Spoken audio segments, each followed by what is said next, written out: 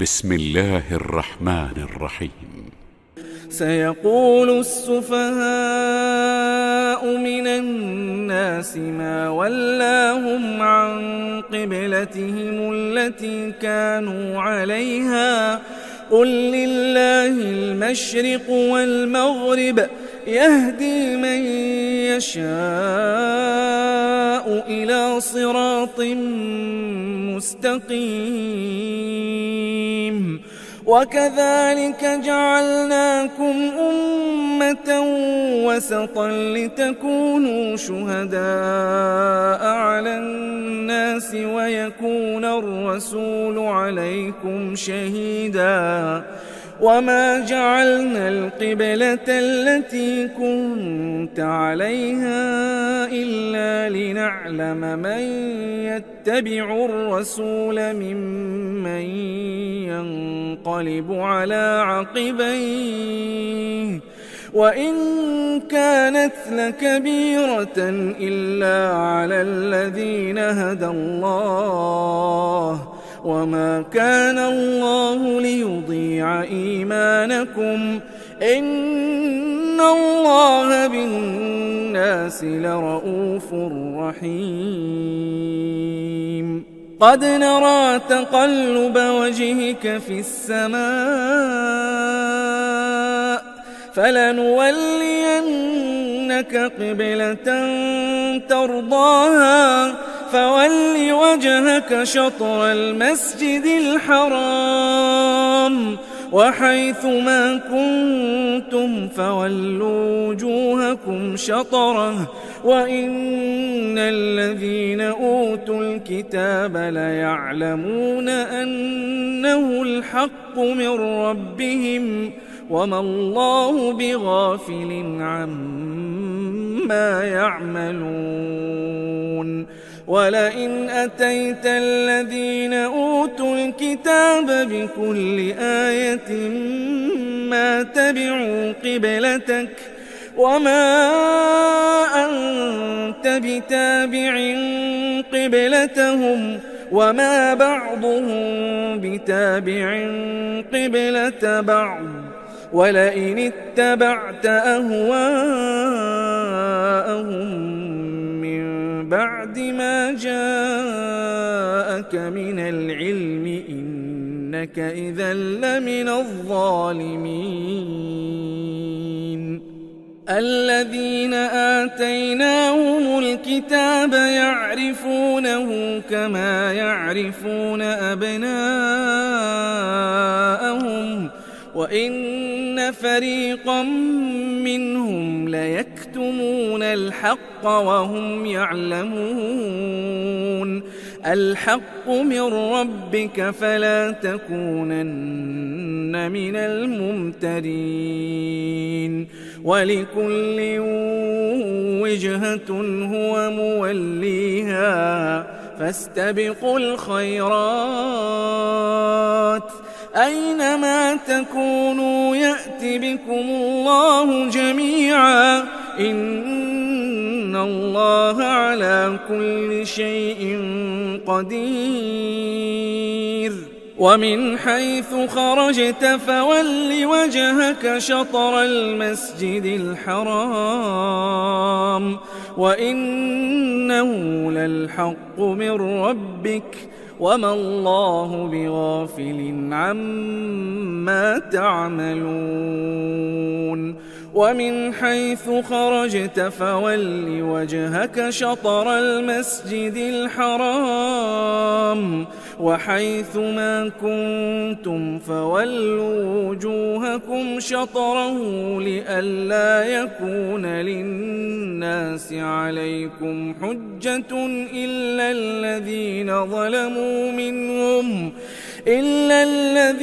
ظلموا منهم فلا تخشوهم واخشوني ولأتم نعمتي عليكم ولعلكم تهتدون.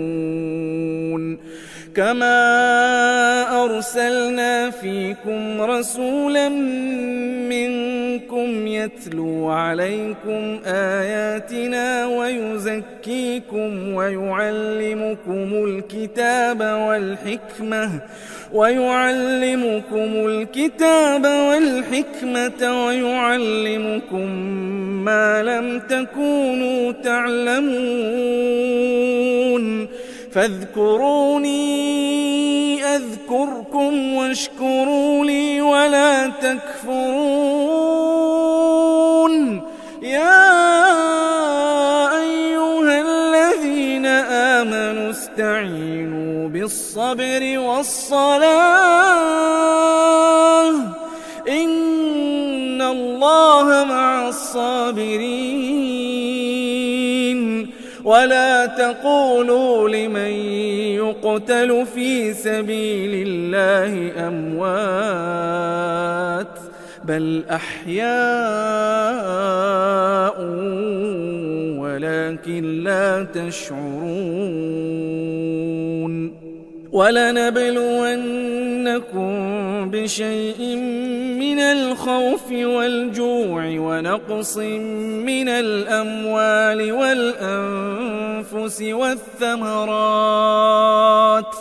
وبشر الصابرين الذين إذا أصابتهم مصيبة قالوا إنا لله وإنا إليه راجعون أولئك عليهم صلوات من ربهم ورحمة وأولئك هم المهتدون إن الصفا والمروة من شعائر الله فمن حج البيت أو اعتمر فلا جناح عليه أن يطوف بهما ومن تطوع خيرا فإن الله شاكر عليم إن الذين يكتمون ما أنزلنا من البينات والهدى من بعد ما بيناه للناس في الكتاب أولئك يلعنهم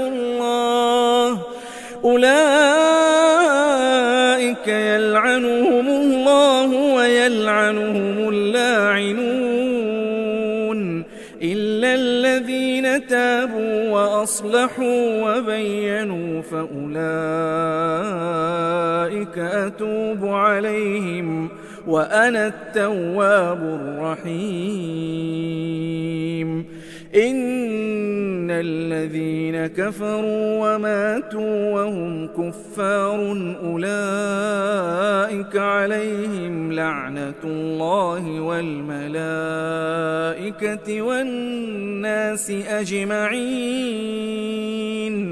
خالدين فيها لا يخفف عنهم العذاب ولا هم ينظرون وإلهكم إله واحد لا إله إلا هو الرحمن الرحيم إن في خلق السماوات والأرض واختلاف الليل والنهار والفلك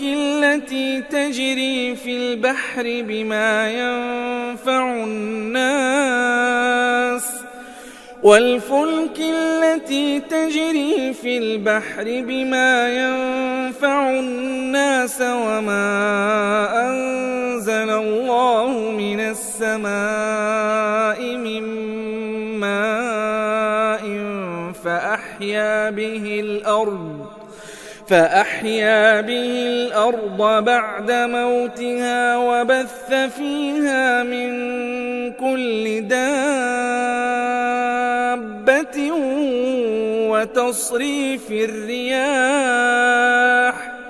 وتصريف الرياح والسحاب المسخر بين السماء والأرض لآيات لقوم يعقلون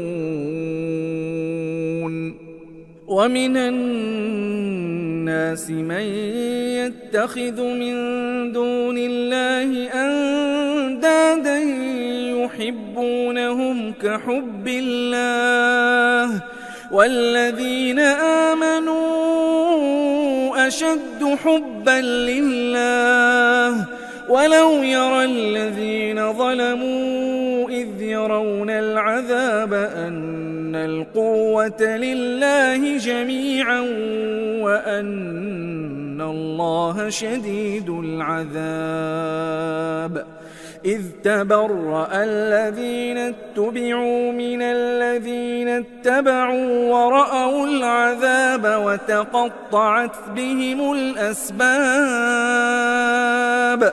وقال الذين اتبعوا لو أن لنا كرة فنتبرأ منهم كما تبرأوا منا كذلك يريهم الله أعمالهم حسرات عليهم وما هم بخارجين من النار يا أيها الناس كلوا مما في الأرض حلالا طيبا ولا تتبعوا خطوات الشيطان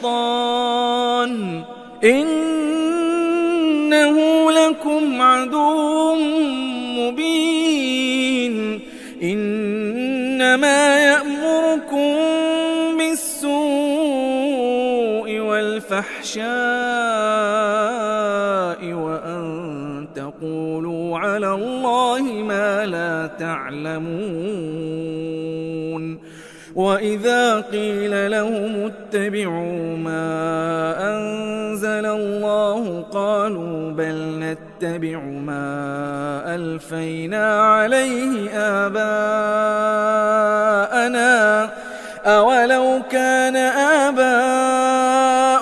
لا يعقلون شيئا ولا يهتدون ومثل الذين كفروا كمثل الذي ينعق بما لا يسمع إلا دعاء ونداء صم بكم عمي فهم لا يعقلون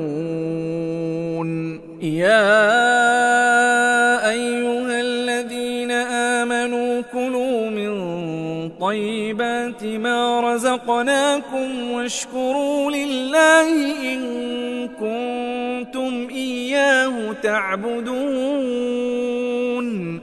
إنما حرم عليكم الميتة والدم ولحم الخنزير وما أهل به لغير الله فمن اضطر غير باغ ولا عاد فلا إثم عليه إن الله غفور رحيم إن الذين يكتمون ما أنزل الله من الكتاب ويشترون به ثمنا قليلا أولئك ما يأكلون في بطونهم إلا النار ولا يكلمهم الله يوم القيامة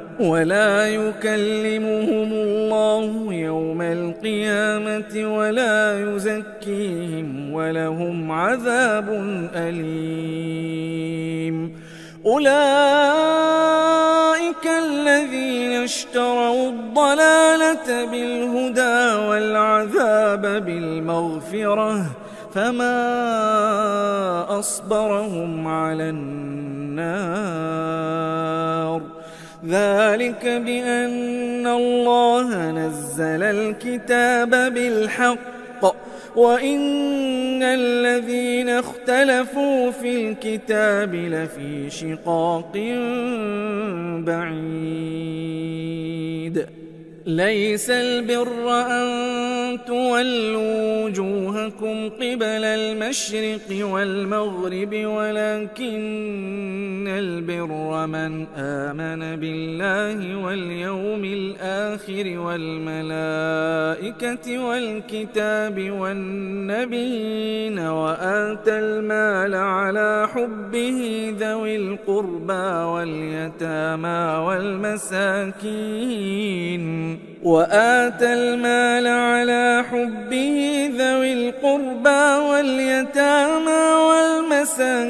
وابن السبيل والسائلين وفي الرقاب وأقام الصلاة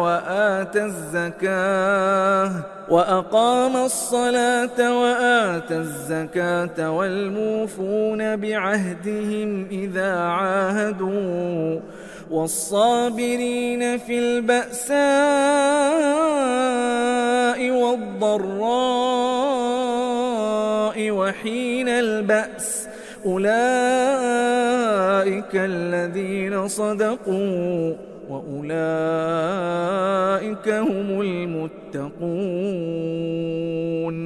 يا أيها الذين آمنوا كتب عليكم القصاص في القتلى الحر بالحر والعبد بالعبد والأنثى بالأنثى فمن عفي له من أخيه شيء فاتباع بالمعروف وأداء إليه بإحسان ذلك تخفيف من ربكم ورحمة فمن اعتدى بعد ذلك فله عذاب أليم. ولكم في القصاص حياة يا أولي الألباب لعلكم تتقون.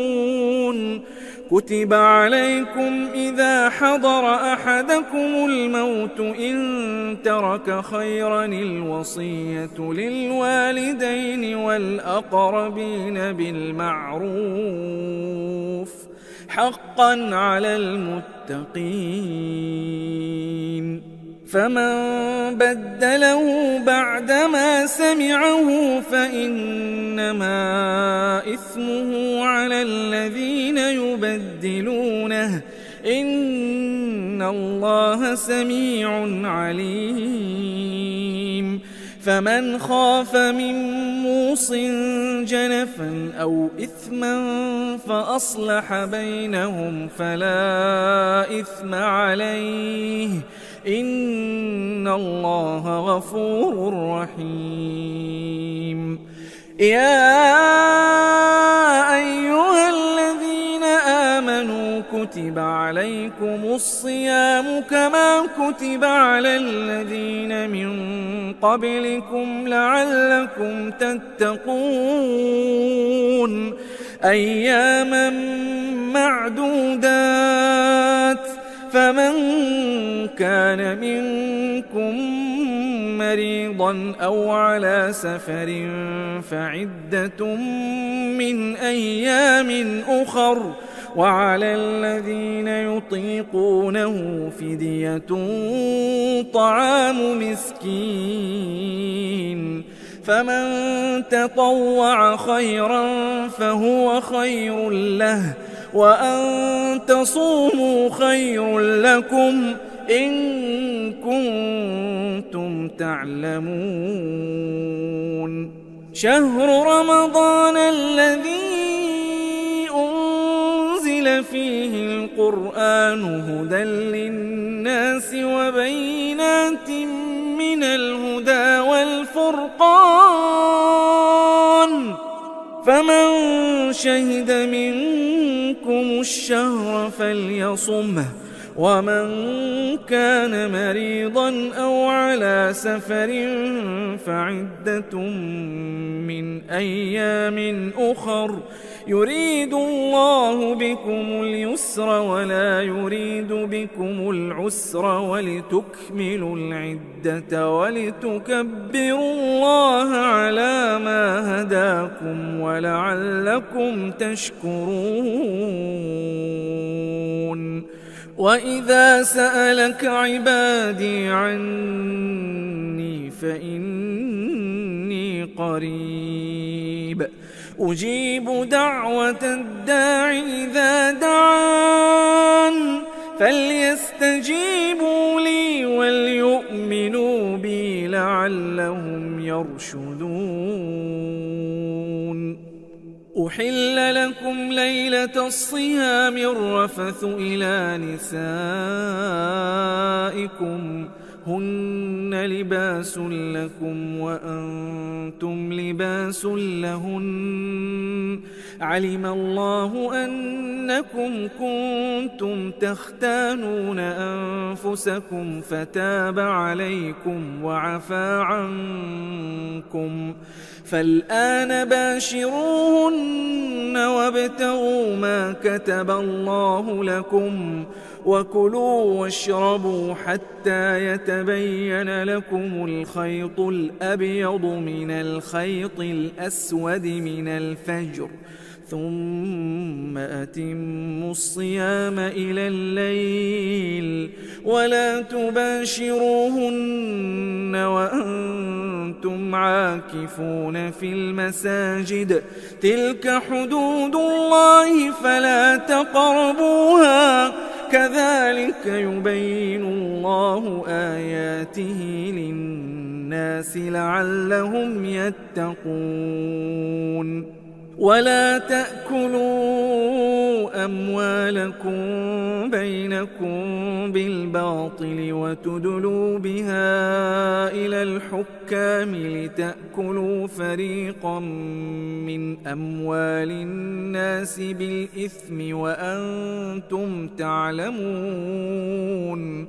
يسألونك عن الأهلة قل هي مواقيت للناس والحج وليس البر بأن تأتوا البيوت من ظهورها ولكن البر من اتقى وأتوا البيوت من أبوابها واتقوا الله لعلكم تفلحون. وقاتلوا في سبيل الله الذين يقاتلونكم ولا تعتدوا إن الله لا يحب المعتدين. واقتلوهم حيث ثقفتموهم وأخرجوهم من حيث أخرجوكم والفتنة أشد من القتل ولا تقاتلوهم عند المسجد الحرام حتى يقاتلوكم فيه فإن قاتلوكم فاقتلوهم كذلك جزاء الكافرين. فإن انتهوا فإن الله غفور رحيم. وقاتلوهم حتى لا تكون فتنة ويكون الدين لله فإن انتهوا فلا عدوان إلا على الظالمين. الشهر الحرام بالشهر الحرام والحرمات قصاص فمن اعتدى عليكم فاعتدوا عليه بمثل ما اعتدى عليكم واتقوا الله واعلموا أن الله مع المتقين. وأنفقوا في سبيل الله ولا تلقوا بأيديكم إلى التهلكة وأحسنوا إن الله يحب المحسنين.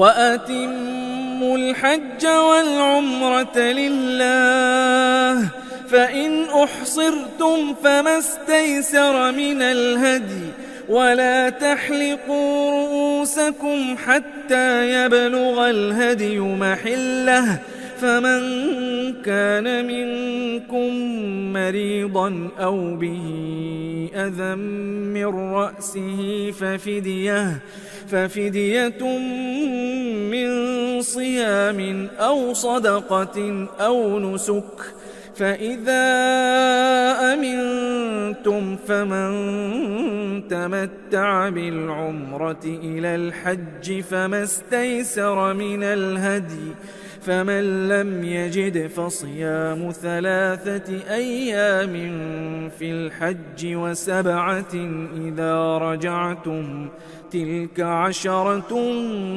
كاملة ذلك لمن لم يكن أهله حاضر المسجد الحرام واتقوا الله واعلموا أن الله شديد العقاب. الحج أشهر معلومات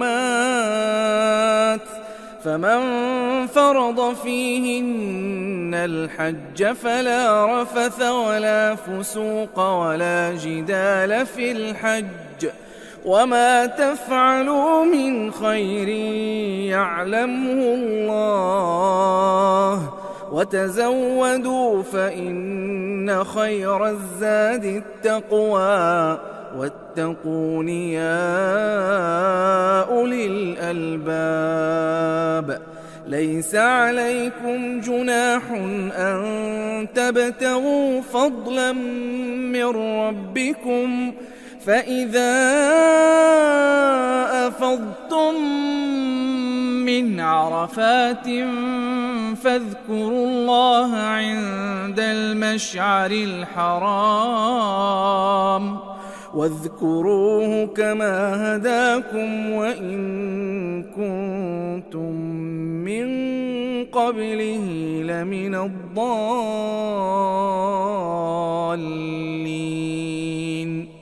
ثم أفيضوا من حيث أفاض الناس واستغفروا الله إن الله غفور رحيم. فإذا قضيتم مناسككم فاذكروا الله كذكركم آباءكم أو أشد ذكرا فمن الناس من يقول ربنا آتنا في الدنيا وما له في الآخرة من خلاق ومنهم من يقول ربنا آتنا في الدنيا حسنة وفي الآخرة حسنة وقنا عذاب النار أولئك لهم نصيب مما كسبوا والله سريع الحساب. واذكروا الله في أيام معدودات فمن تعجل في يومين فلا إثم عليه ومن تأخر فلا إثم عليه لمن اتقى واتقوا الله واعلموا أنكم إليه تحشرون. ومن الناس من يعجبك قوله في الحياة الدنيا ويشهد الله على ما في قلبه وهو ألد الخصام وإذا تولى سعى في الأرض ليفسد فيها ويهلك الحرث والنسل والله لا يحب الفساد. وإذا قيل له اتق الله أخذته العزة بالإثم فحسبه جهنم ولبئس المهاد. ومن الناس من يشري نفسه ابتغاء مرضات الله والله رؤوف بالعباد. يا أيها الذين آمنوا ادخلوا في السلم كافة ولا تتبعوا خطوات الشيطان إنه لكم عدو مبين. فإن زللتم من بعد ما جاءتكم البينات فاعلموا أن الله عزيز حكيم. هل ينظرون إلا أن يأتيهم الله في ظلل من الغمام والملائكة وقضي الأمر وإلى الله ترجع الأمور. سل بني إسرائيل كم آتيناهم من آية بينة ومن يبدل نعمة الله من بعد ما جاءته فإن الله شديد العقاب. زين للذين كفروا الحياة الدنيا ويسخرون من الذين آمنوا والذين اتقوا فوقهم يوم القيامة والله يرزق من يشاء بغير حساب. كان الناس أمة واحدة فبعث الله النبيين مبشرين ومنذرين وأنزل معهم الكتاب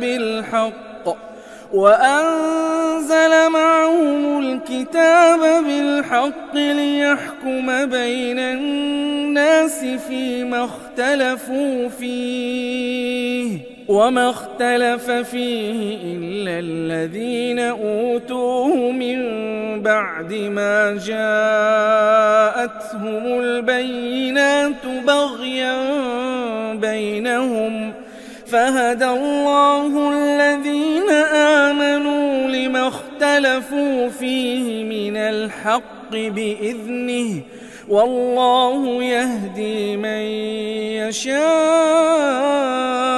إلى صراط مستقيم.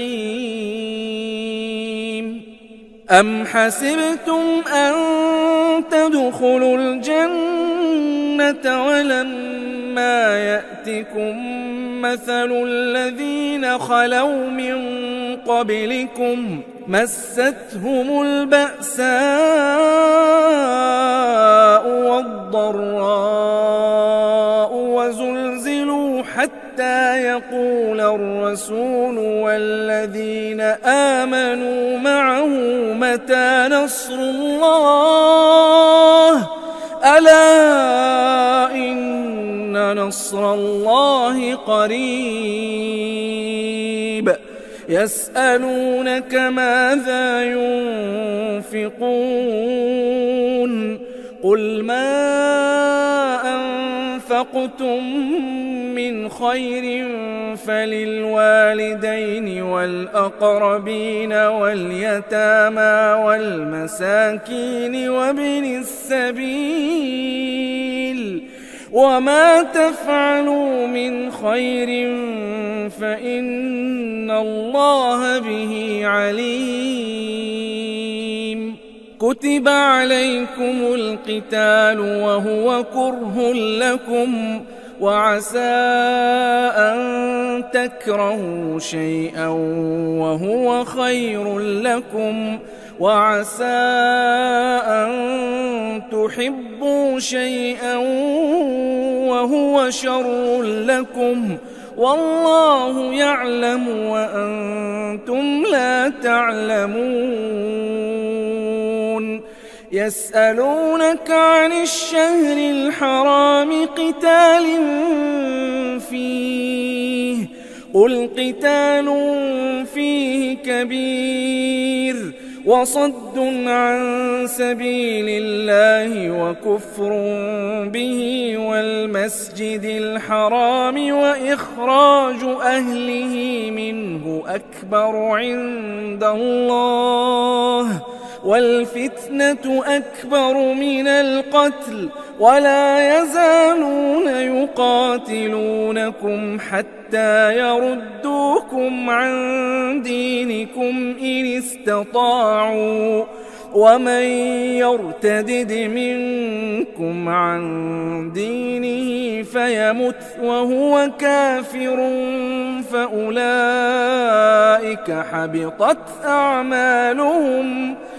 فأولئك حبطت أعمالهم في الدنيا والآخرة وأولئك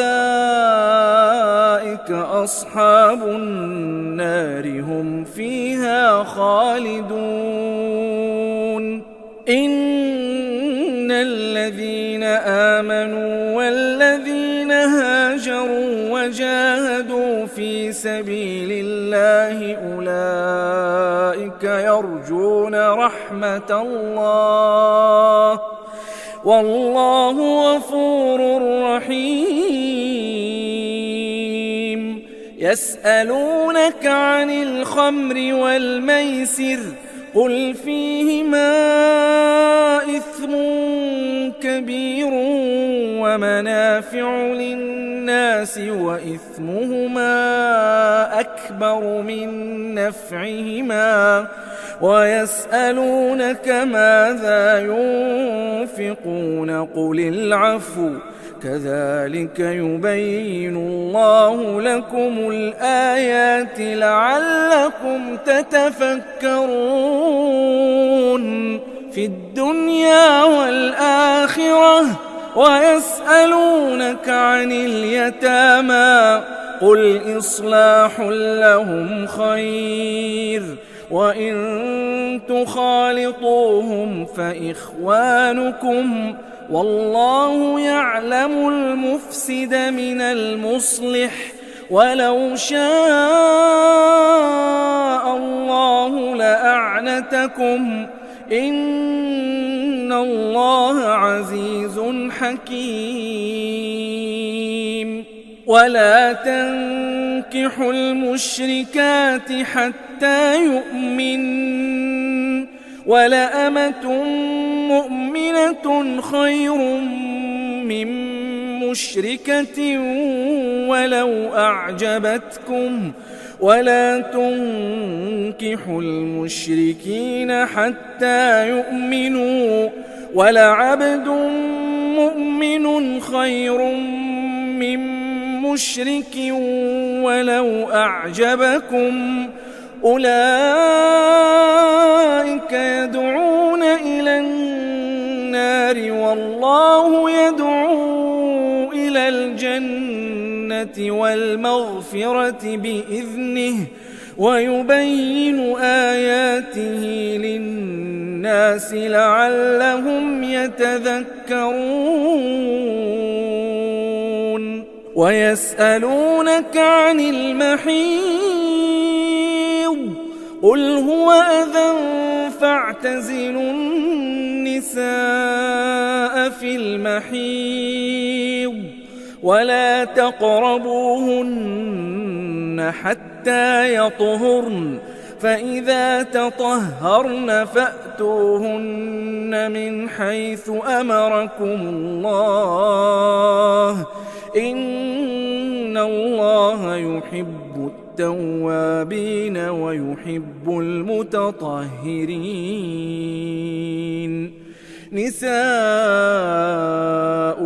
حرث لكم فأتوا حرثكم أنى شئتم وقدموا لأنفسكم واتقوا الله واعلموا أنكم ملاقوه وبشر المؤمنين. ولا تجعلوا الله عرضة لأيمانكم أن تبروا وتتقوا وتصلحوا بين الناس والله سميع عليم. لا يؤاخذكم الله باللغو في أيمانكم ولكن يؤاخذكم بما كسبت قلوبكم والله غفور حليم. للذين يؤلون من نسائهم تربص 4 أشهر فإن فاءوا فإن الله غفور رحيم. وإن عزموا الطلاق فإن الله سميع عليم. والمطلقات يتربصن بأنفسهن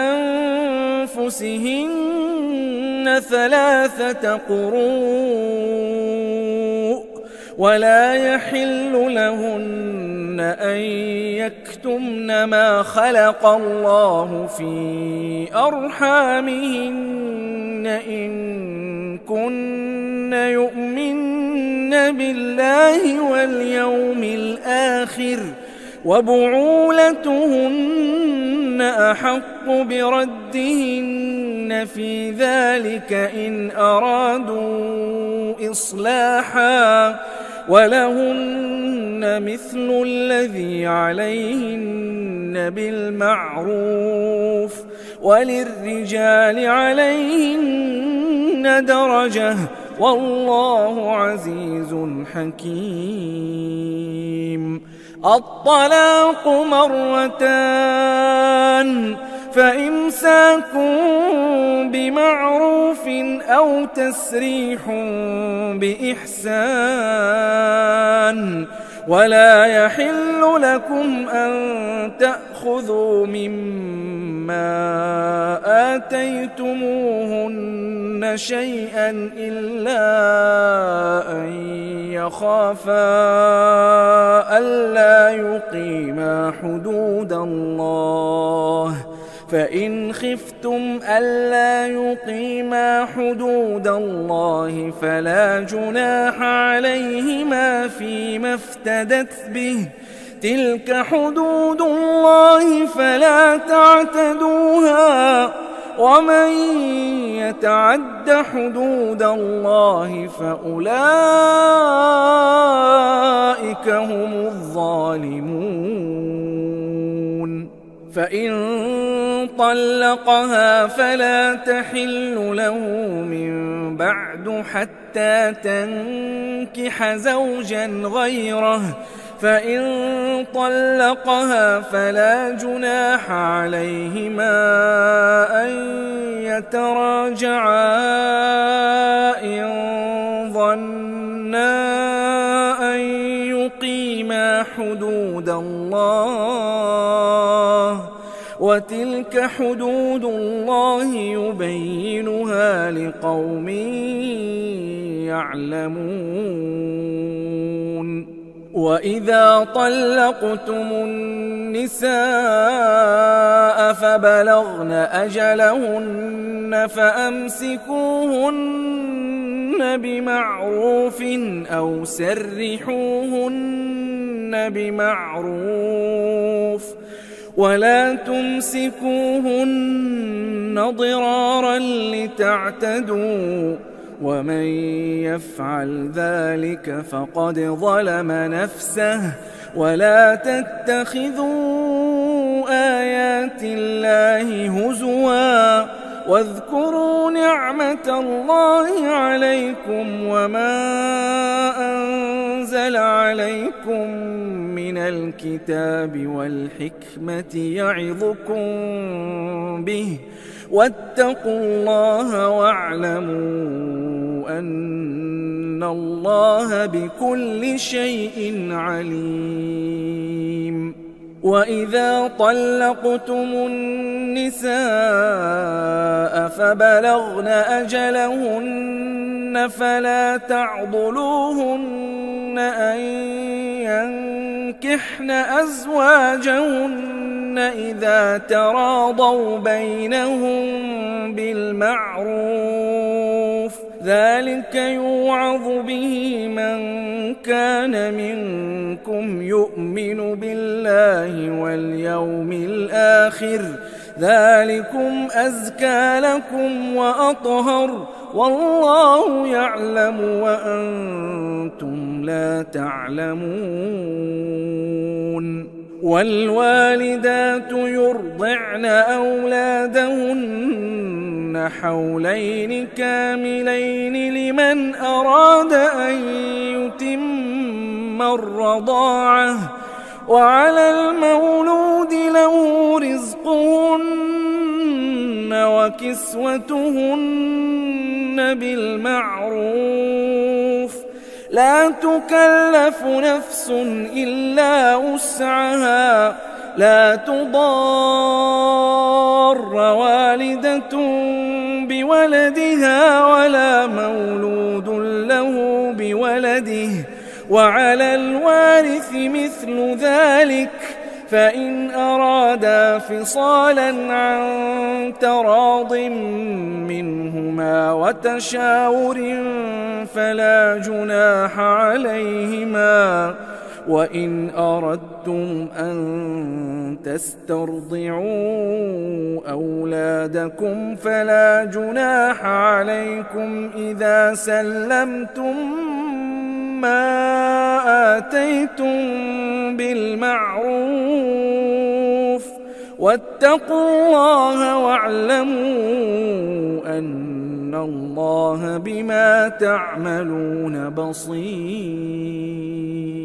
والذين يتوفون منكم ويذرون أزواجا يتربصن بأنفسهن 4 أشهر وعشرا فإذا بلغن أجلهن فلا جناح عليكم فيما فعلن في أنفسهن بالمعروف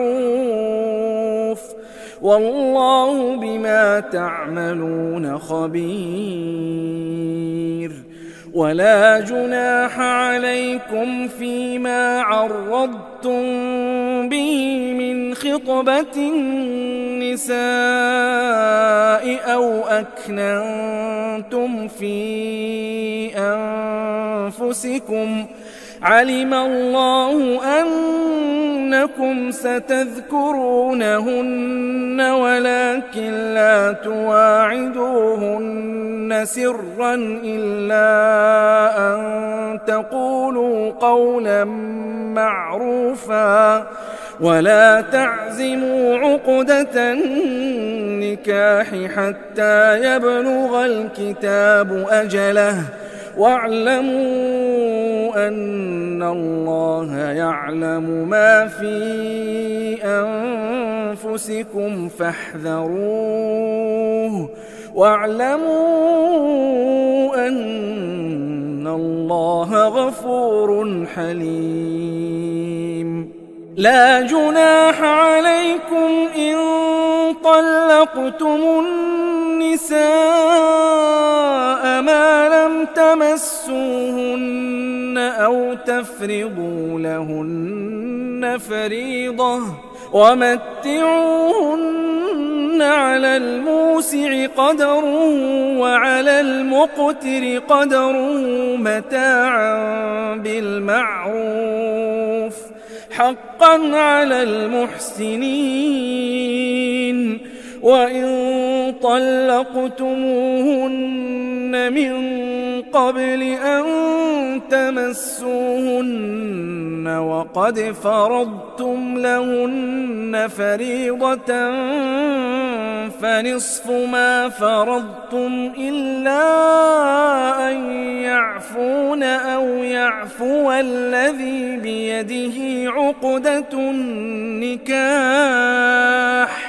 وأن تعفوا أقرب للتقوى ولا تنسوا الفضل بينكم إن الله بما تعملون بصير. حافظوا على الصلوات والصلاة الوسطى وقوموا لله قانتين. فإن خفتم فرجالا أو ركبانا فإذا أمنتم فاذكروا الله كما علمكم ما لم تكونوا تعلمون. والذين يتوفون منكم ويذرون أزواجا وصية لأزواجهم متاعا إلى الحول غير إخراج فإن خرجن فلا جناح عليكم فيما فعلن في أنفسهن من معروف والله عزيز حكيم. وللمطلقات متاع بالمعروف حقا على المتقين كذلك يبين الله لكم آياته لعلكم تعقلون. ألم تر إلى الذين خرجوا من ديارهم وهم ألوف حذر الموت فقال لهم الله موتوا ثم أحياهم إن الله لذو فضل على الناس ولكن أكثر الناس لا يشكرون. وقاتلوا في سبيل الله واعلموا أن الله سميع عليم. من ذا الذي يقرض الله قرضا حسنا فيضاعفه له أضعافا كثيرة والله يقبض ويبسط وإليه ترجعون. ألم تر إلى الملأ من بني إسرائيل من بعد موسى إذ قالوا لنبي لهم ابعث لنا ملكا نقاتل في سبيل الله قال هل عسيتم إن كتب عليكم القتال ألا تقاتلوا قالوا وما لنا ألا نقاتل في سبيل الله وقد أخرجنا من ديارنا وأبنائنا فلما كتب عليهم القتال تولوا إلا قليلا منهم والله عليم بالظالمين. وقال لهم نبيهم إن الله قد بعث لكم طالوت ملكا قالوا أنى يكون له الملك علينا ونحن أحق بالملك منه ولم يؤت سعة من المال قال إن الله اصطفاه عليكم وزاده بسطة في العلم والجسم والله يؤتي ملكه من يشاء والله واسع عليم. وقال لهم نبيهم إن آية ملكه أن يأتيكم التابوت فيه سكينة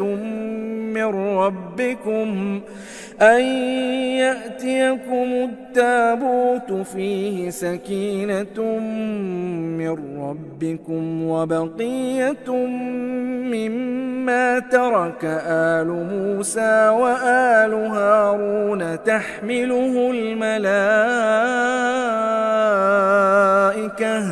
إن في ذلك لآية لكم إن كنتم مؤمنين.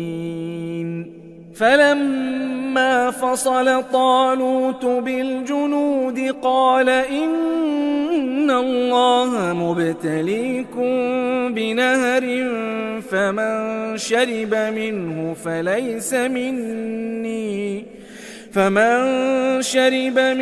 فليس مني ومن لم يطعمه فإنه مني إلا من اغترف غرفة بيده فشربوا منه إلا قليلا منهم. فلما جاوزه هو والذين آمنوا معه قالوا لا طاقة لنا اليوم بجالوت وجنوده.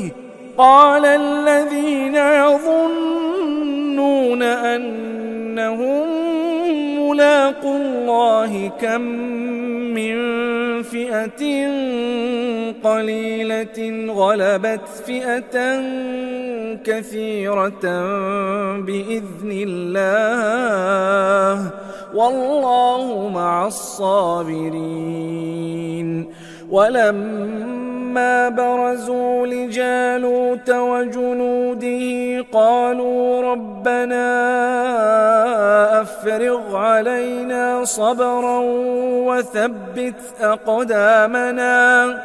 وثبت أقدامنا وانصرنا على القوم الكافرين. فهزموهم بإذن الله وقتل داود جالوت وآتاه الله الملك